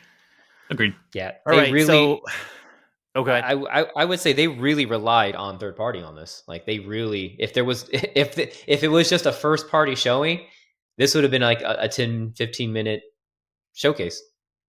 Yeah, only one first party game footage that we saw, right? I think I have that right. I think you're right. Everything else was just a cutscene. So, okay. More to watch, I guess. All right, biggest surprise of the show. Mine is press square for Miles. Love and it. Project Q. I think there was some rumors about it, but I haven't been keyed in. But that was kind of cool to see. Yeah, definitely. I'd say getting an actual date for Assassin's Creed Mirage. There's a lot of chatter that it might get pushed to 2024. You don't know, what have you. I was excited for that game. So to see that it's coming this year in October, where at least as of right now, who knows when Spider-Man's going to drop? I don't really have much else to play in October. I'm excited for that. So that's where I'm at. Interesting. 5 days before Alan Wake 2. I have a feeling Spider-Man 2 might be like September. I don't or November. I don't know if there's a lot of games coming out in October. I don't know if they want to deal with that. How about you, Richard? What was your biggest surprise here? That we're about to see Arizona Sunshine 2. I honestly, I've never even played that game. I just know it's come on. I just know it's very popular. No, my thing was a very pissed off Peter Parker in Spider-Man 2. He had an attitude problem, and that was fun to see. Yeah. I had trouble parsing out Hambo, and you played recently. Is that it was the same voice acting and all that? Because I had trouble.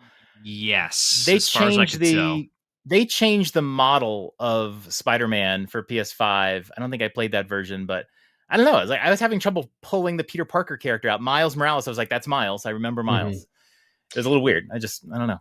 It really felt like this. It really, what we saw of the character today was like that symbiote was really like taking over him. And that was really cool to see. Okay. Yep. Okay. All right, cool. All right, let's move on. And PlayStation Dads seems to be a biannual show. Let's talk about what we've been playing.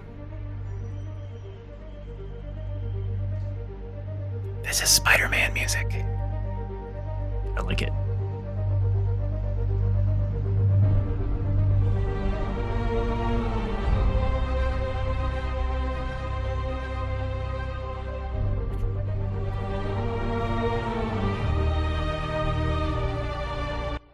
We have not been playing Spider-Man 2, that's for sure. Nope. All right. Who wants to kick us off? Hambone Johnny, let's start with you. We're going to have some overlap on this, but what are some of the games you want to talk about that you played on PlayStation since the last time we chatted back in November of 2022? I have been on such a PlayStation kick since the last time we talked, John, and you know that I've been showing you all my platinums and screenshots and talking about every PlayStation game under the sun. But yes, I have pulled down my list to a series of 5 games, and certainly will chime in on some repeats that you guys have on your list here. But the first one I wanted to bring up was Hogwarts Legacy. This game, I freaking loved it. At the time I played it, definitely my game of the year. I made my nice little ginger boy. He was running around the school, solving all these what problems. Was his name? No, what was his name? Oh, I don't remember. The best name. Your kid named him.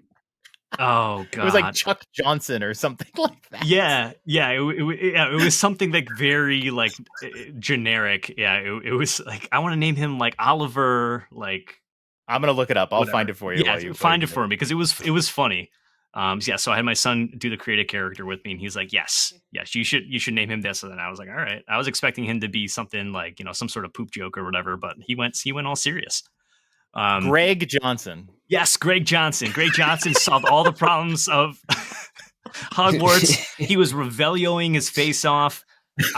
This was one of my plats this year. I could not stop playing it. I did all those damn Merlin trials. I thought some of them were pretty good. I think this game definitely has its flaws, thinking back on it, but definitely is the best Harry Potter themed game that I've played, and there's been a bunch of them. It was just an overall great time. I definitely would recommend this to anybody who's a fan of open world and is okay with Harry Potter. So this was on my list, and I was gonna wait a little bit more for a deeper sale, but Hambone was gonna play it, and I was like, all right, I'm in.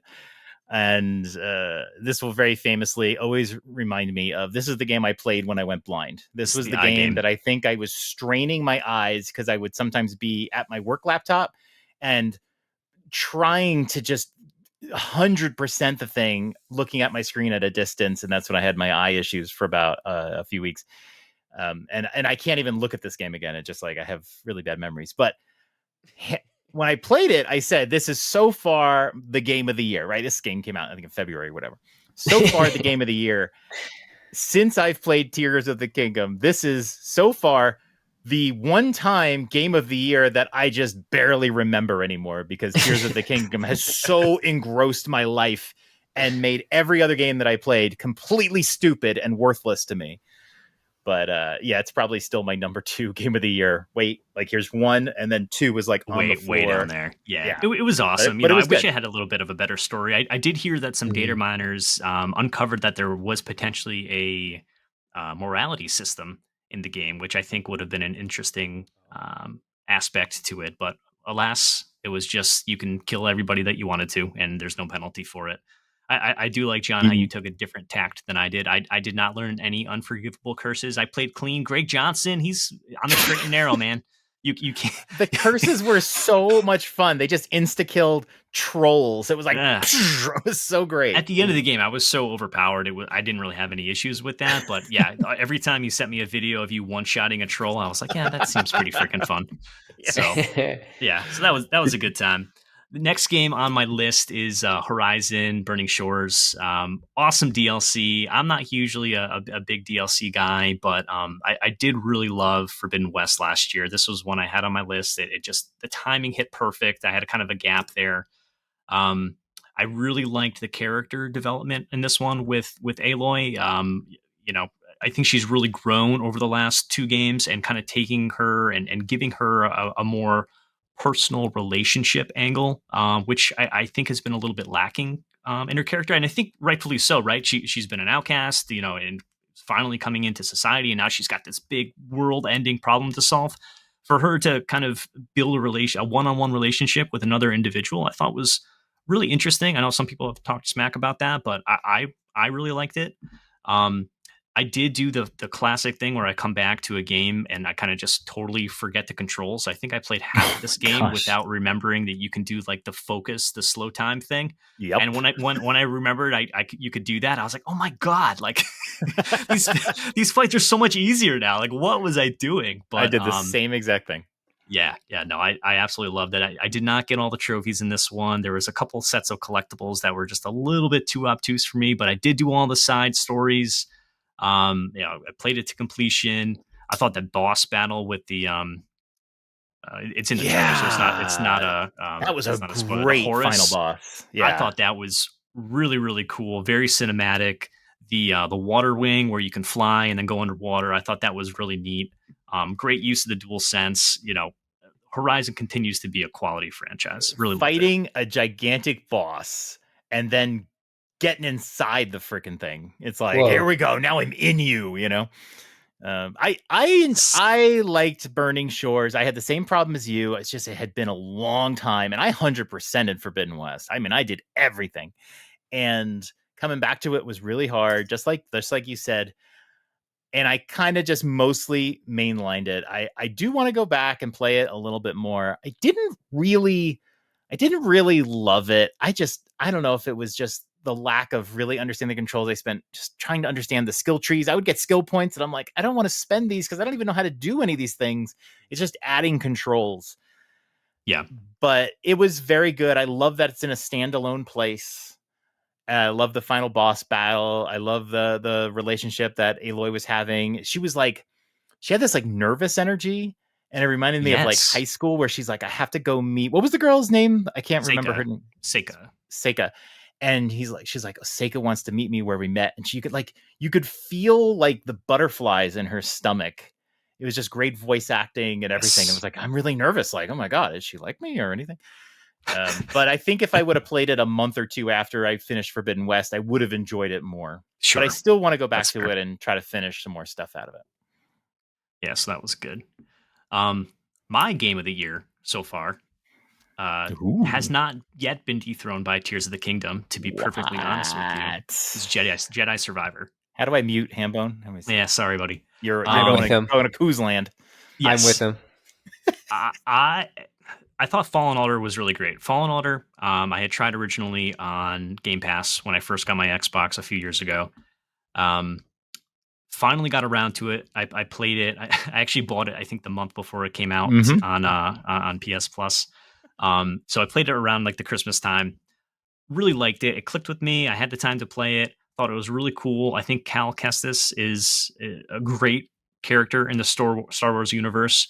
It was really interesting to see what they did. And I know this is a new game, so I don't want to spoil too much, but what they did with sort of his arc and how he's kind of grappling with morality in some ways, and how he almost loses control a little bit. And I think the story in this one was amazing.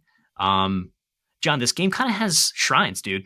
It kind of has shrines. I've heard that recently. Yep. I have. Yep. I think everything you liked from Fallen Order is just taken up a notch. This one did feel a little bit less Souls-like to me, and I wouldn't say it's more hack and slash, but it didn't feel as punishing as the first one for whatever reason. Yep. Maybe that was intentional, right? Cal is more of a seasoned Jedi at this point in time, so maybe that's playing into it. But they had the different stances, which I thought was really cool. So they start you off with the single blade and the dual blade, but they quickly introduce the dual wield. So you get two single lightsabers. Blade or a saber? All right, okay. So it's like the Darth Maul style. Okay. You can do that. It's more of a defensive move. And then you break it apart. You get the two sabers. You get the a gun stance, a blaster stance, which is interesting. So single-handed with a blaster in the other hand, it's almost like Bloodborne-esque in some ways. And then my favorite was the crossguard. So like the Kylo Ren style, super slow but hit like a truck. So this game was really awesome. Another plat for the year. Put one in the bank there. But yeah, man, I loved this game. I think story was great. Exploration was pretty good. I think that's maybe where I knock it a little bit. One of the planets was a little much. Jeddah, I'm talking about, Richard. I don't know if you remember that one. The desert one. It's kind of a little much. Yeah. But I think all the little extra, like the shrines and the puzzles, I think were really well thought out. And overall was a freaking awesome game. Richard, what did you think about this one? Yeah. I echo everything. That right now is my game of the year. I've played. Wow. I'm only 10 hours into Tears of the Kingdom. It's been a slow start for me, but the story in Jedi Survivor is absolutely amazing. It's one of the better Star Wars stories in all of cinema so far, I think. Better than any of the recent trilogy. Yes. It had it had so many cool, awesome twists in the story. I shouted at my TV. No fucking way! It was amazing. John, you like to cry, man. This is one of the games that it might actually make you shed a tear. So if you want to put that on your list, yeah, I might play it in the future. I definitely it's just really didn't want to play it like right away. Yeah, it'll go on sale. That's the one thing that always kills me when I see these EA games. I'm like, am I really going to pay full price for this? When I know if I wait like 2 months, I'll get it for like $20 off. But it was worth it. It was definitely worth it to me. Yeah. I upgraded to Game Pass Ultimate to play this on EA Play. Oh, if I remember right. And I really enjoyed Fallen Order. I played it to completion, and it made me kind of hate it by the end because you got to grind through the end of there. But I would, if I played this one, I'd probably just I will say enjoy it. The map isn't perfect in this one, but it is way better. Fast travel, better marker system. Yeah.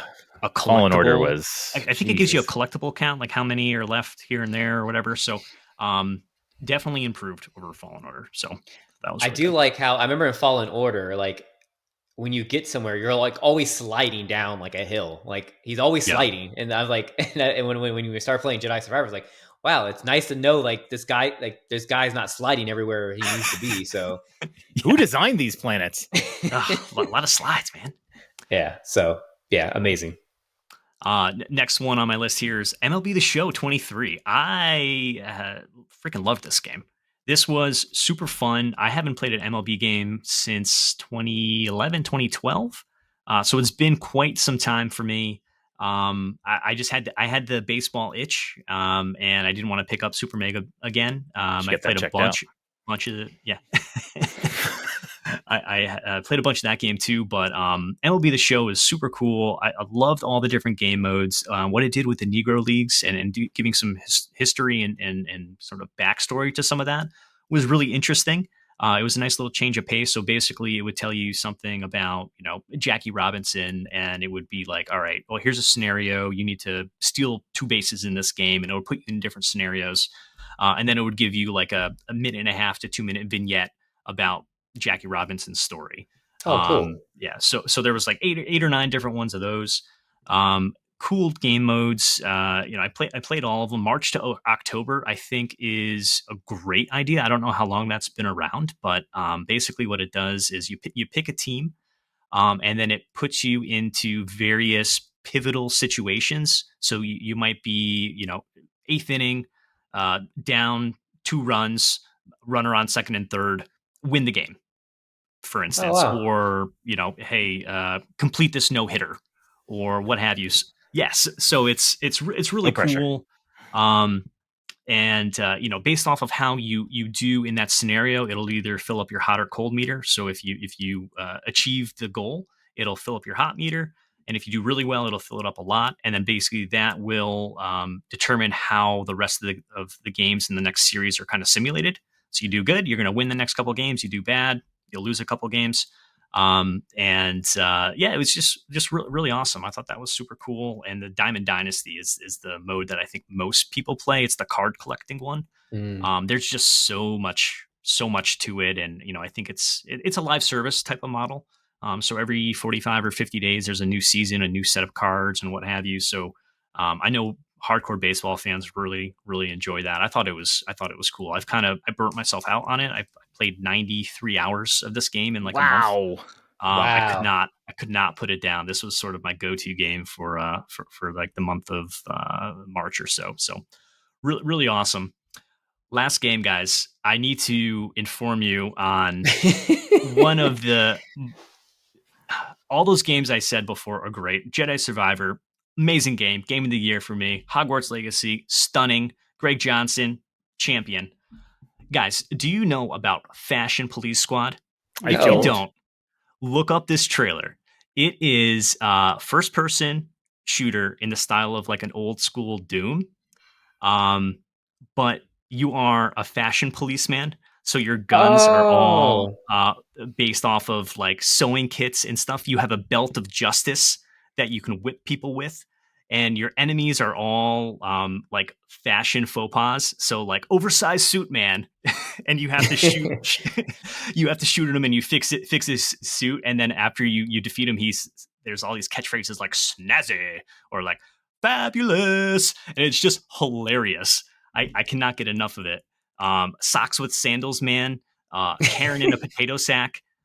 Just totally over the top, stupid game, but like what a freaking great time. If you want to laugh, I would not recommend buying this game for $20. But if you catch it on its steep sale, like what a fantastic game. Don't pay $20. Is that this is a change of pace type of game. Obviously, it's not this big, massive, sprawling open world. It's old school style, so it's level based and whatever. And if you play it in 20 to 30 minute chunks, if you just need something different, breath of fresh air from Tears of the Kingdom or whatever, this is a great game to just consider. So if nothing else, just go watch the trailer and laugh for 2 minutes because it's really freaking funny. I want one of our listeners to play this game. Someone I have heard of this. Yeah, I think it was a PC game that came out, I think last year, came to consoles earlier this year. So yeah. What does it cost right now? Is it on sale? I think I paid $13 for it when I picked it up. So it was on like 40% $20 right now. You can get it for $20. If you want to be fabulous, this is the game. Yeah. All right. Who's up next? Richard, why don't you give it a go? Sure. All right. So got around playing Ghostwire Tokyo this year since it was on PS Plus. Wanted to play it. Looked pretty cool. Love the antagonist in the mask. That sold me. So I went in and played it. First person shooter. It's by, was it the Arcane team, I believe, or it's under Bethesda. So yeah. Not a first person shooter, but more first person magic shooter, because you shoot like elements like water, wind, fire, and you defeat spirits, and you defeat these spirits that are very well dressed. Maybe they're from the Fashion Police Squad, but these demons are they're very well dressed. But you go around in a Japanese city, just capturing spirits and also defeating demons. Trying to save your sister from the antagonist. It was a pretty fun game. It was very Japanese animation story like, but I was on for the ride. Loved it. Really recommend it if you ever want to play like a first person shooter that doesn't really involve guns, that involves like magic. It is made by Tango Gameworks, which is the company that made Hi-Fi Rush. Yes, yeah, that's who I was thinking of. Arcane was Deathloop. Yep. Yeah. Yes. Infamous Second Son never was always on my to-do list to play when I got a PS4 back in the day. Finally got around to playing it. I had nothing else to do in January. Played it, absolutely loved it. Kind of started out kind of slow, but once you actually get into the city of Seattle, it really takes off, and it's a really really fun third-person game going around, and you gathering new powers and everything. The story was pretty fun, so that I would really enjoy that one. I was hoping maybe we see something like that whispered at the showcase for a sequel to that. Did you get around? Yeah, sorry, I was going to just ask. Did you get around to playing First Light, Infamous, the not expansion, but like the DLC or standalone DLC? I was ready to bite on it, but I think Chia was about to come out, and so I was like, I really want to play Chia. Back burner that one. It's really good. It's really I liked it more than Second Son. It's about it's about fetch, and it's much shorter, bite size. Yeah. You can beat that in a weekend. Oh, okay, cool. Yeah, because her backstory was very interesting, so I was wanting to know a little bit more about her backstory. She's a better character than Delsum. Hambone, your done in a weekend is not a unit of time that's measurable by other mortals. John, I don't think you can talk, man. How many hours do you have in Tears of the Kingdom? A lot of hours, but that's a different story. First Light, I think, is under 6 hours if you just mainline it. Yeah, so I looked it up. It was pretty. I looked it up to see to gauge it, and it was pretty short. I do like at the end during the credits of Second Son, they play. They had a really nice cover of "In Bloom" by Nirvana. Yes, they did. Yeah, that was pretty cool. Chia was absolutely fun. I absolutely loved it. It's one of those open box sandbox games. You go around island. I loved how it was just very very wholesome. Had a little bit of dark moments in the game. It did. Especially I was very surprised she also at one point gave the finger to someone. I thought that was pretty funny. Whoa. Yeah. Yes. Yeah. So yeah, that was, I really, really enjoyed the game. I really hope they get a chance to make a sequel, because I think there was a lot of improvement, a lot of stuff they can add to a sequel to that game. I would really like to see the next part of that story, even though they kind of ended it where there's no sequel, but I'm sure they could probably add they could wiggle one in there. I really liked how you can climb the top of a tree and kind of like slingshot you. I thought that was super fun. Yeah, that was very creative for kind of getting around faster. I really like that. If you can make a Detective Pikachu 2, you can make a sequel to anything. We already talked about Jedi Survivor, Game of the Year, amazing once again. And it's really just that story. That story was crazy good. Horizon Call the Mountain. Well, let me Horizon. So yeah, Horizon. I'll do the VR section. Got the PSVR 2 finally a couple of weeks ago. Actually, the same day as Tears of the Kingdom. And what do you know? I chose to play. Oh, that was you. Oh my God. Okay. Yeah, I chose to play the PSVR 2 instead of opening Tears of the Kingdom. Crazy. So I did play Call of the Mountain. I played Forbidden West for the first time earlier in December and January. Loved it, absolutely loved it. Finally got around to it, loved it. So I wanted to play Call of the Mountain before I went to Burning Shores, because I just wanted to play the order they came out. This is definitely a tech demo for VR to get you used to it. However, I think I'm already halfway through it. It's not that long. It's beautiful. That's the best thing that's going for it. It's an absolutely beautiful, stunning visual. It's probably the best looking VR game I played. But the controls are kind of janky, and that's kind of disappointing, because you would think, so you have your controllers in your hands and you hold them, and usually you see your hands. When you grab something, you see it grab. But when you do this a lot in the game, it's like your hands are like wigging out and you don't know what's going on. So I feel like that's like VR 101. That should be like an easy thing that you're kind of smoothing out. So that was very disappointing. When you're holding something, it kind of jitters in your hand. So there's a little bit of minor bugs like that. But once again, once you get past that, it's very on rails. They don't let you explore, which is fine. I'm okay with that when it comes to a VR game. I don't need to, you're not spending a lot of time in there to go explore and do all that stuff. So I'm fine kind of being on rails and being kind of enclosed on going where I need to be. That's totally fine. But yeah, it's just kind of buggy, where I would assume at this point VR games has those already kind of fleshed out in your game. You do meet Aloy. So Aloy, because you're not playing Aloy, you meet up with her and you see her, and you actually, when you stand and play the game, you can sit or stand. I usually, when those kind of games, I usually stand and play them, and you can actually kind of like see her. And so like, she's like, I want to say like 5'5". So that was pretty cool. And they actually say you meet up with her, and then she shows you how to climb, and then after that, you talk to somebody else and you ask, hey, where did that girl Aloy go? Where did that woman Aloy go? And she goes, oh, she had to go to the Burning Shores to go. She was on a mission. So they do kind of attach it. Yeah. Nice. Played Humanity. Played it only in VR, even though it's for VR and non-VR.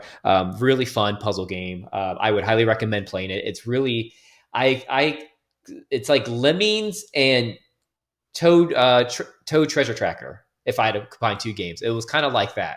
So it was really, really fun. I would highly recommend playing that. Kayak VR was really fun. That's probably the second best looking game on the VR so far. It looks so photorealistic, and it's funny to watch. I watch my wife kayak, and so it's like you actually have to do the motions and everything while you just kayak. Down. Yeah, you just kayak, but you kind of you can race people online. There is that option if you want to do that. Well, now you're talking like racing kayak. You can go to Antarctica, you can go to Australia, you can go to Costa Rica, you can go to Norway. That's cool. And I think the hardest, and then I think Antarctica and Norway are the hardest locations because of the waves being so rapid and so big. So you have to do a lot more paddling to get going. But if you're at like Australia, I think Costa Rica is the easiest because it's very beach-like, so it's easy to paddle. There's jungle and beach. You can also change from night or day. So those are cool options as well. It was $20. I thought that was kind of expensive, I guess. But like the price of a kayak. Spend your money on Fashion Police. but it's You fun guys to playing. see. It's fun to see, like, in a 360-degree angle. You can see like That's you're pretty outside. C Smash VRS, play the demo of that. That's by Sega. It's coming out next month. I'm really excited for this one. That it's kind of like um, badminton in a way, or not badminton, racquetball. It's kind of like racquetball. Oh, cool. At least the demo is. I think when it finally comes out, you'll be able to challenge people and play like that. It's very futuristic, space-like with playing tennis. It was very fun. So yeah, those are the kind of standouts on PSVR so far. And then the one game I've carried over and continue playing from last year that came out since release is Ghostbusters Spirits Unleashed. Very fun game. If you're a fan of first-person shooters and looking something other than shooting a gun, and you want to capture ghost, which I love doing for some odd reason. So yeah, Ghostbusters has been really fun. They've been kind of putting new updates, new additions to it, new cosmetics. So it's always fun to go in there and grab them. So those are my Sweet. I can't believe Kayak. I think we spent 2 minutes on Kayak VR. That kayaking. This is what VR has come to. Kayaking. I've heard good things about it. I mean, you could have been playing Arizona Sunshine. That was probably the system seller for me, was the kayak game. I was like, VR. I was like, ooh, kayak! I want to get that. I want the PSVR to play kayak. They should have a VR game that's like, the rowing competitions, the Olympics, where you have 12 on a team. You just go online with randos and just row. I think that'd be pretty fun. Yeah, it'd be amazing.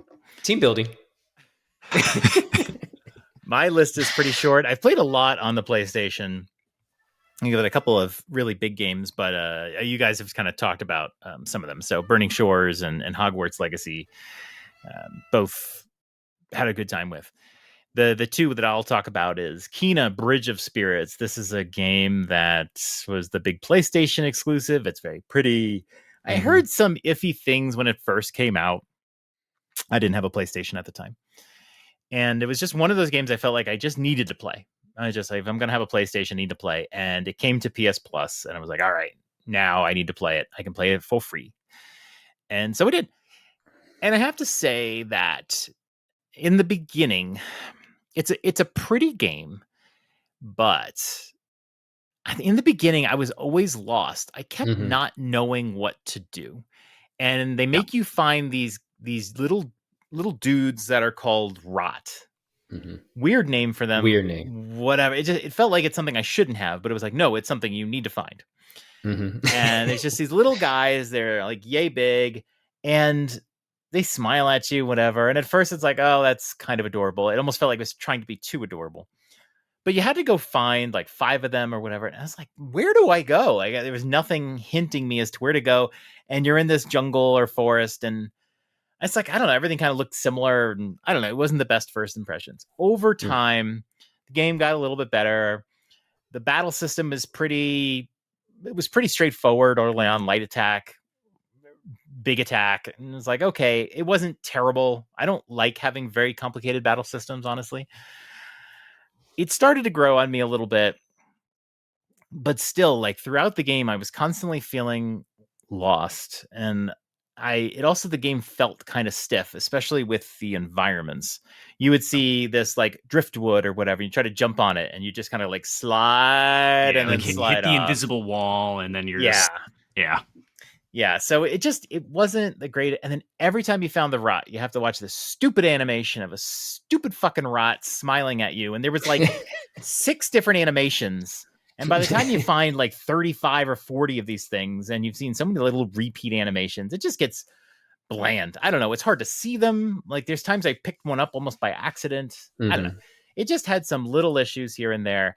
As the game got on, it got more and more ruthlessly hard. And I think I just wasn't loving the game. I was liking the game, but I wasn't loving the game. So I started throttling down the difficulty. I do that with the streaming games. If I don't own the game, I don't feel a responsibility to myself. So I brought it down one level of difficulty, and then eventually by the end I was like on total story mode. So I beat the final boss way faster than Hambone did.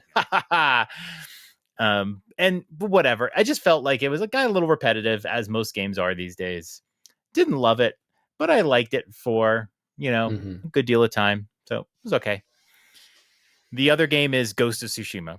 This is the game that Hambone has just pestered me to play every day. I can't even sleep 2 a.m. Guys texting me, did you play Ghost of Tsushima yet? It's like, Hambone. And just one day it was on PS Plus, could play it for free. And I just decided to give it a try. I loved it. It was great. Fantastic. It had first of all, beautiful setting. And I hate saying these things. It's like, if you're a PlayStation fan listening to this, you're like, wow, you're just now playing Ghost of Tsushima? Yes, I just now played Ghost of Tsushima. Beautiful setting. I love the fall atmosphere. I love the story. And I really liked the way they had these sort of storylines going on where it's like you do a side quest, but then there's like a part 2, a part 3, part 4. Yes. And sometimes they ran maybe a little bit too long, 8 parts of a story. Is like, okay, I think you could have weeded that out a little bit. But yeah, I really enjoyed it. And I tried to like do everything and click all the dots. And I did. I kind of did everything I could in the game. I didn't plat it or anything like that, but I did everything I could in the game. Did all the questing. The story was great. Lots of little plot beats that were really good. I had a really hard time the first time in the game when you have one of those, what do they call them? But like the real battles where you meet up with somebody and it's like a duel. Like a showdown or a duel or something like that. Yeah. That first one, I might have spent about an hour and a half to win that first one. I didn't quite understand what I needed to be doing. My attacks were a little bland, and it's one of those games, I do this all the time. In games where you have to parry, I oftentimes parry all the time instead of just guard. And so I think this was the game that had, but like I forget to just guard with my sword. I'm always trying to like time a parry every single time I'm defending. And then once I won that battle, oh my God, I felt like amazing after I beat the friggin' thing after like 90 minutes. I had a lot more success. It got easier and easier as those showdowns, which I think the showdowns were getting harder, but by that point I was much better at it.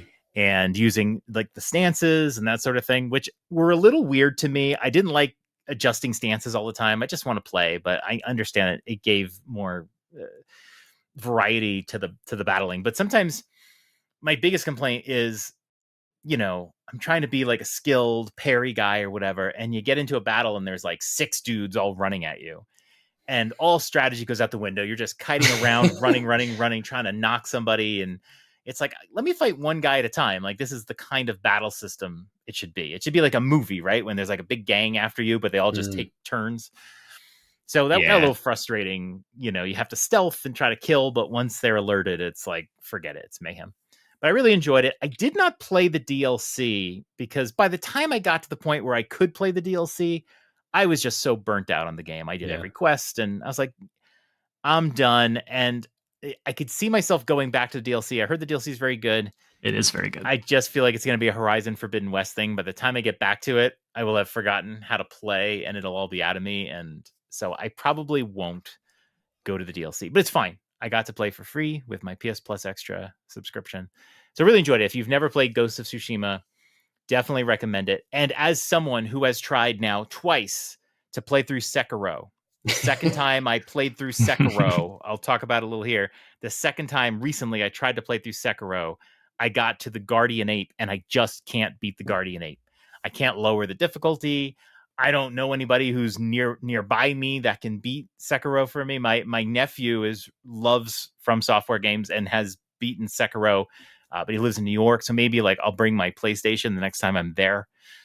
But I can't beat the Guardian Ape, so I'm kind of stuck in Sekiro again. But Ghost of Tsushima is much more forgiving. And it has difficulty levels. I played it on normal. But even at normal, just way more forgiving. So it's just way more fun. I would definitely recommend Ghost of Tsushima over Sekiro. Better story, better everything. Great game. Some of those story beats, man. I mean, they were impactful, right? There are some nuts one that I described one to Michelle, and she's like, "Oh, sounds like a great game." And I go, "Well, yeah, it really is good, but that's pretty fucked up." So but enjoying my PlayStation. I'm going to be playing Lake next, a game that I have insulted for as long as I can remember since I played it on Game Pass. It's one of the most boring games I've ever seen in my life. But I am going to play it because it is on PS Plus Extra now. and I am just going to play through it and see if my opinion changes of it. That's what's next for me. Very nice. Cool. All right. Have you beaten Tears of the Kingdom? I did. I rolled credits on Tears of the Kingdom. I'm still playing it. I'm at 99 shrines. I need to do one more tonight. I'm not going to bed till I get number 100 in. Damn. I'm still playing it. I can definitely feel myself like I'll sit there and I'll pick it up and be like, well, what do I want to do today? And I'm just like, I could do this side quest, but I don't really know. I can go in the depths and just try to unlock more of the map, which has been kind of fun, but like I'm not in the mood. So it's gonna become a game where I play it from time to time, but not like obsessively at all. Mm-hmm. I'm ready to move on to something else. But that Tears of the Kingdom, by far, game of the year ready. There's nothing else that's going to beat that. It's my new favorite game of all time. So, and Spider-Man. You know what it's dethroned. So that tells you how good Tears of the Kingdom was. Wow. Very nice. And by the way, I recorded the last 30 seconds. I did a 30-second clip of the last 30 seconds of that game as it fades to black. I've looped it like 50 times. Trust me, when you get there, very cool. Make sure you hit beep, save it. Oh wow. So, all right, so that's what we've been playing. Let's wrap this up, folks. It's been a while, even without Kuz. My God, if Kuz was here, we'd still. I know, right? But last question for everybody. Now that the showcase is over, what are you guys looking for the rest of 2023? What are the games, showcase or not, that have you hyped up for 2023? Let's start with you, Richard. Well, first and foremost, Spider-Man. Spider-Man 2. That's going to be it. I'm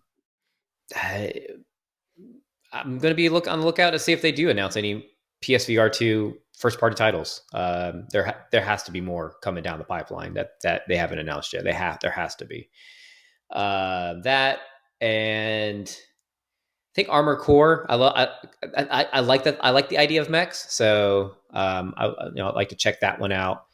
Is there a release date for that? I think August. Okay. They say a date. I know it was 2023. I don't know if there's an actual date yet.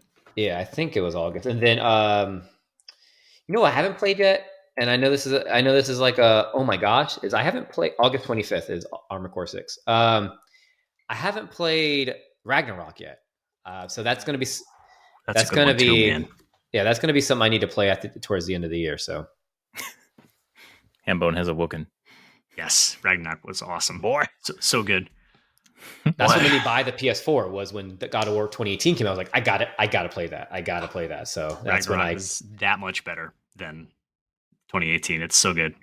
Wow. Yeah, I was playing God of War when Ragnarok came out because I hadn't played God of War, and now But I am on the Tomb Raider. I thought that when I got the PS4, I was waiting for God of War to come out because I got the PS4 before God of War came out, and I was like, "Oh, let me try this Tomb Raider." I heard some, and man, that game to me, that's still one of my favorite games I played on the PS4. It was so good. Best Trilly. Yeah. It's so good. I'm so excited. It's on PS Plus Extra. I own the games. I was actually going to buy the games, and I missed the end of the sale, but I'm so glad it's on PS Plus Extra. I could play them all again. They're so good. All right, cool. I'll go next. Tell me what's wrong with this. I have a list of the games I am most excited to play for the rest of the year on PlayStation. Tell me what is wrong with this list. Street Fighter 6. I'm going to play through Resident Evil's 1 and then the remakes 2, 3, and 4. I own 1, 2, and 3. I'll buy 4 when it's on sale. So I'll probably play in October. These are going to be my October games. The King's Quest series. I just bought digitally. I love King's Quest. Never played through these. Wild Hearts. Not Sayonara, but just Wild Hearts, the Monster Hunter clone. Harmony, The Fall of Reverie, because don't mess up. Is that a story-based one? Or is that a narrative game? Yeah. Don't Nod, The Life is Strange people. They're great. Final Fantasy VII Remake, probably this year. Maybe Diablo 4. Right now, I'm not going to play it, but I might. Who knows? And maybe God of War Ragnarok. Probably won't have time for it, but maybe God of War Ragnarok. None of those games was in the showcase today. That's my problem. How do we have a over 1 hour showcase and not a single game is on the list of games that I want to play on PlayStation this year? That's messed up. That's really messed up. If I get a PSVR 2, which is on my Christmas list, I might be interested in playing Resident Evil 4 VR. So that might be the only game that'd be like, maybe I'll play that one in VR, but nothing from the showcase. Nothing. Well, John, I'll counterpoint you there, because I think there are a handful of games from the showcase that I'm definitely interested in. But I'll mention my slew of indies that I'm hyped for. I think I'll probably play most of these on PlayStation. Maybe grab one or two of them on Switch. But we've got Bomb Rush Cyberpunk coming out. Yes. That looks like a hell of a good time.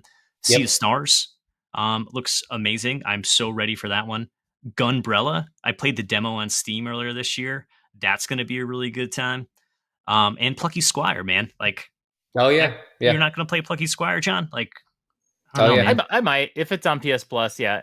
I think that's going to be. I think that's going to be really good. But like the big AAA games that I'm pumped for, Final Fantasy 16. That's right around the corner. I'll probably be playing Tears of the Kingdom right up until when that comes out. We've got the Assassin's Creed Mirage. Jacked up about that. Spider-Man, of course, got to play that. But the other one that I think a lot of people are sleeping on, and I'm hearing like mixed reactions to it, is Lies of P. Souls-like, Pinocchio, Gothic type game. Pinocchio.